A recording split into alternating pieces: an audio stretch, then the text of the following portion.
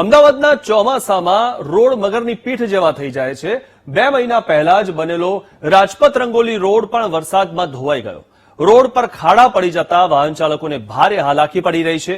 2 મહિનામાં જ રોડ પાણીમાં ધોવાઈ જાય છે ત્યારે સ્વાભાવિક છે કે એએમસીની કામગીરી પર સવાલ તો ઉઠવાના જ અને ઉઠી રહ્યા છે। કોન્ટ્રાક્ટરે ગુણવત્તા કેવી વાપરી એ આ રોડ જોઈને જ અંદાજ આવી જાય। જે રોડ બને છે તેની જવાબદારી નક્કી કરવામાં આવતી હોય છે। હવે જ્યારે આ રોડ 60 દિવસમાં પાણીમાં ધોવાયો છે ત્યારે જોવાનું રહેશે કે અમદાવાદ મહાનગરપાલિકા કોન્ટ્રાક્ટર સામે શું પગલાં લે છે। ચોમાસા દરમિયાન અમદાવાદ શહેરના રોડ રસ્તાઓની હાલત ખરાબ થઈ છે। રાજપથ રંગોલી રોડ કે જે થોડા સમય પહેલા બન્યો, પરંતુ વરસાદની અંદર આ રોડ જે છે તે ધોવાઈ ચૂક્યો છે ને ખાડા પડી ચૂક્યા છે। દ્રશ્યો જોઈ શકાય છે કે ખાડા પડવાને કારણે વાહન ચાલકોને હાલાકીનો સામનો પણ કરવો પડી રહ્યો છે।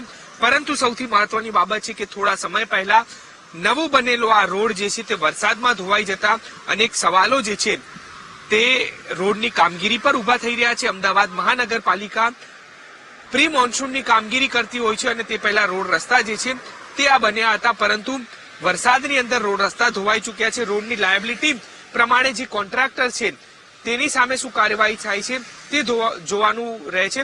પરંતુ સૌથી મહત્વની બાબત છે કે શહેરના અનેક રસ્તાઓ જે છે તે આ પ્રકારે થઈ ચૂક્યા છે। થોડા સમય પહેલા બનેલા રસ્તાઓ જે છે તે પણ આ પ્રકારે વરસાદની અંદર ધોવાઈ જતા કોન્ટ્રાક્ટરની કામગીરી સામે અનેક સવાલો ઉભા થયા છે।